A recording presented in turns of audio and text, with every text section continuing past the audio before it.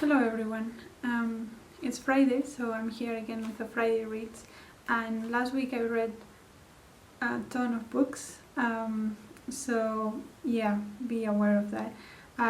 It's probably because it has been so hot. The only thing I have been doing is sitting in the sofa reading or going to the beach and rain.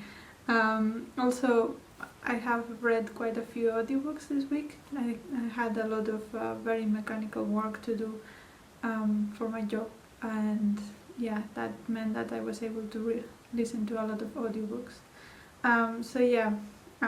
Just be aware that it's a lot of reading. The first one I read is The Giver by Lois Lowry, and this was a story of a dystopian society in which all the memories are kept by one person, and we follow this boy that has been chosen to be the next keeper of the memories, and the giver, who is the old keeper of the memories, is giving him all the memories, and because most people don't have memories or notions of what pain is and what diseases are, things like that, and slowly this boy discovers all the dark sides of their society. So it follows that story. It's quite a classic in young adult literature, I think, and it was very interesting. It went into some very interesting topics of when we want to stop pain, what's the end of it, and what makes us human at the end. So yeah, that was cool. The next one I finished is Utopia for Realists by Rutger Bregman, and this was a non-fiction about the idea of imagining how we would want the perfect world to be, and then fighting, like voting for the political parties that will do so, or try to stray the political discussion towards those ideas. And this one's super interesting. It talks about on universal income. It talks about healthcare, like universal healthcare. It talks a lot about work as well, and like how we are used to this idea that a working week tends to be 40 hours a week or even more sometimes, and how that is very counterproductive. And actually there has been studies that show that reducing the work week will increase the efficiency, and the same amount of things will get done if we work 6 hours a week instead of 8, that kind of thing. And also he talks about having jobs that actually mean something. So he talks a lot about for example, these financial jobs and marketing jobs whose purpose it's actually just to create more wealth for nothing, and the fact that we value those jobs more than jobs that actually do something, like farmers or manufacturing stuff, that kind of job that actually holds value by itself, rather than the one that only holds value in this specific environment that we're living in. And I think that is very relevant, especially now with the coronavirus, and we have realized who the basic workers are and who we should be taking care of. And he also talks that doctors and teachers and those kind of social works that have social value tend to earn less money than the corporate jobs that are just about tricking people into buying things they don't need. So yeah, I really like that discussion, and I think this book was really interesting.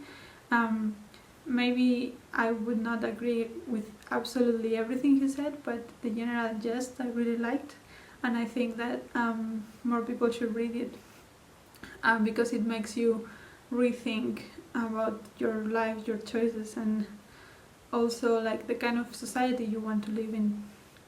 So yeah, that was very interesting. The next one that I finished in audio is A Raisin in the Sun by Lorraine Hansberry. And this one was really funny. It's actually a play, and the audiobook did the different voices of the play, so that was always good. And it's a play about a black family in America that suddenly gets a lot of money, and what each member of the family wants to do with the money and what the reactions are. There is also this very hilarious moment in which a white person is trying to explain the black family why, being as respectful as they are, they still don't want a black family to move into their neighborhood. I think that was really, really funny and really current, despite this play to have been quite old by now. But yeah, this one was really fun and really poignant, so I would really recommend that one as well. And then the last one I read was An Ideal Husband by Oscar Wilde, and this one was about a couple in which the husband is a politician, and he has some secrets from his youth that he's not proud of, but he just lives where they are, and these secrets, there is the threat that they will come out, so it's about his wife and his friend trying to avoid that coming out, and trying to maintain his integrity within that process. It's also very funny. It's Oscar Wilde, but I think for me personally, the plot did not appeal as much as other plays from Oscar Wilde, like The Importance of Being Earnest or A Woman of No Importance. So in that sense, I liked it less than those plays, but it was still great. So yeah, take from that what you want.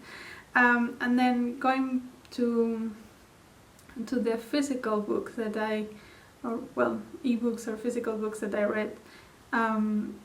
So the first one I finished was Such a Fun Age by Reid. I already talked about this in my last Friday reads. I had 50 pages left that Friday, so I finished that, and I have to say that the end was better, a lot better than what I said at the beginning, but still for me this was quite a surface level, in the sense that yes, it brings up some very important issues, but it doesn't bring them in a way that is compelling, and it doesn't bring them in a way that fit in the story. The story was just there to serve the points that the author wanted to make, and the characters were just there to make the points that the author wanted to make, rather than them being fleshed out characters and a fleshed out story with social commentary. It was a social commentary with some characters and a bit of plot. So yeah, I think that balance was a bit off, and the book was a bit overwhelming. That doesn't mean it's a completely bad book. I know people that have liked it.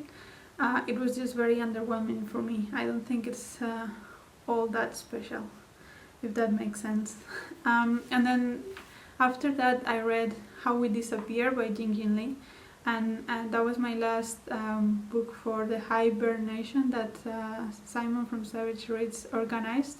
And this one I didn't manage to finish it within the readathon. I think I had like 30 pages left for Sunday, but still I finished most of it during the readathon. And this one it has two parallel stories. One is of this girl that in the 40s that was taken away from her parents during the Second World War, and was taken into from Singapore, and was taken to soldiers camp for the Japanese, and when she was there, she was sexually used a lot, basically. And then the parallel story is Kevin, who is a boy that lives now in Singapore, and he lives in modern day Singapore, and his grandmother dies, and then he finds some letters that she had, and that hint at some family secrets, and so he's trying to figure out what those family secrets are, and what happens with his family, and obviously that interconnects with the story of this girl in Japan, in Japanese concentration camps. So yeah, that was the story. I found it it was especially the part of the Japanese and during World War II was very brutal, and it was very harrowing, but I actually preferred that part of the story to the story of Kevin. However, I understand why the story of Kevin is there, because it brings the blood, first of all, and also it gives you a breather with all the hardship of the World War II times. But yeah, that made me feel a bit like I didn't always want to pick the book up if it was the part that I was not as interested in, and yeah, it was an okay book for me. It was good, but I don't think it impacted me as much as it should. I don't know exactly why. Maybe the characters were not as fleshed out, I think, than I would have liked. But overall, it was a good book. Then after that, I read Death's End by Cixin Liu. This is the third book in the Three Body Problem trilogy, and I really liked this book. And the first one I really liked. The second one was a bit of a slog, and even though I think this one could have been shorter, it's 600 pages, even though I think this could have been shorter, I still enjoyed it quite a lot. So in this book we follow Cheng-Xing, which is a scientist in the 21st century, and she at this point the Earth is under attack, let's say, or under threat, and so she is part of a plan to save the Earth, and that involves her being frozen and into hibernation and woken up a couple of times. So it expands several centuries, and it's her adventures, and this is a much more standard sci-fi than the first one was, because there is like space travel and aliens and fights and that kind of thing, but still it has a very human character, and it focuses a lot on the characters rather than the action, and I really like that. So yeah, that one was good. And then I also read Real Life by Brandon Taylor. This was part of the Booker Prize reading club that Kieran from Katie Reads has, and this book tells the story of Wallace, who is a PhD student for biology, and he's black and he's gay, and basically it just tells about his life and his relationships with the different people in the lab, and the discrimination that happens in this kind of environment. And for this one, I really liked the lab dynamics. I think they were quite accurate from my experience, and I really liked hearing about when experiments don't go well, and how people sometimes don't want to ask for help because they think they know everything, or that people are going to think less of them if they ask for help because they don't know how to do something simple, and that kind of dynamics I really liked. and the pressure and the messiness that working in a lab is. And then about the relations that Wallace has both inside and outside the lab. Some of them were really appealing, some of them were a bit not as engaging. So even though I really like this book, and it's a very short book, so I read it quite fast. It could have done more, I think. That's that one. And then the next one I read was Distancia de Rescate by Samanta Schweblin, and at first I didn't realize that this is actually Fever Dream by Samanta Schweblin, because this actually just translates to rescue distance, but it's actually Fever Dream in English. This is a very, very short book, and it tells the story of this mother and wife and her relationship with, especially it focuses on relationships between mothers and their children, and it's a bit of a horror. Well, I would not exactly say horror, but like it's very fragmented and you don't really know what is going on all the time.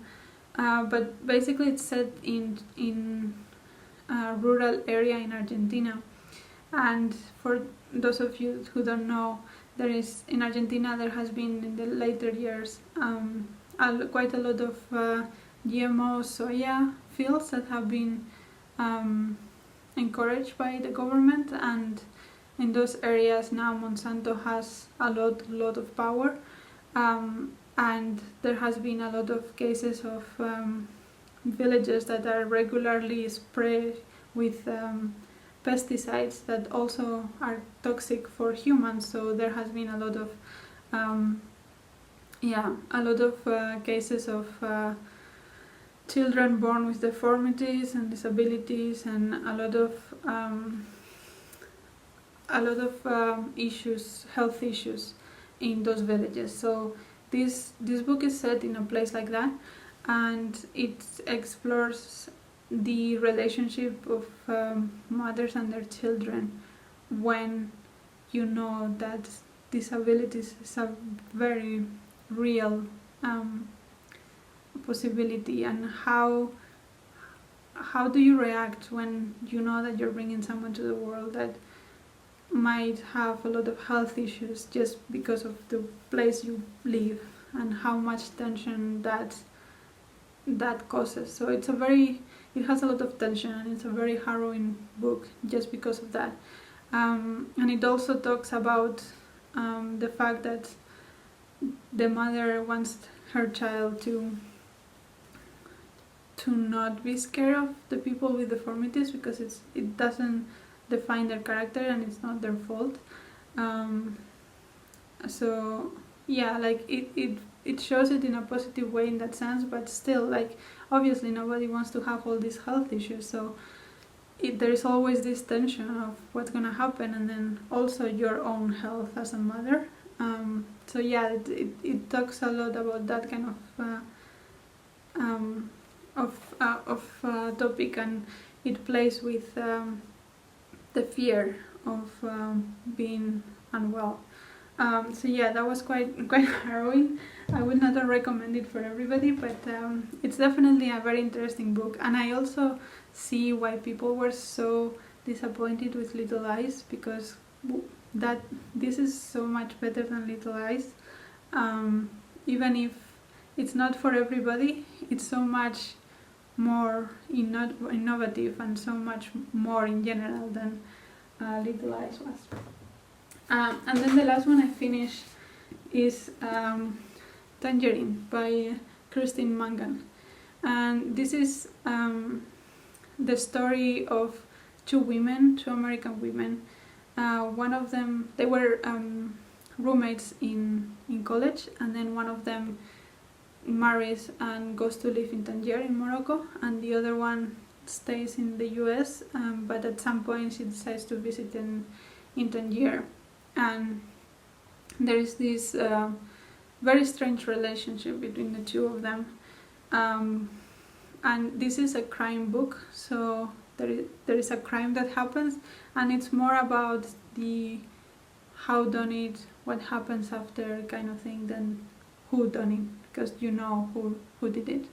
But yeah, it's quite interesting. It was really fast paced and it was a lot of fun. I read this in a day. It's like 300 something pages, and I read it in a day because it was so fast paced. So yeah, that was fun. And then what I'm currently reading, I have not started a physical book yet after finishing Tangerine, but I am reading The Fire Next Time by James Baldwin in audiobook, and I love it.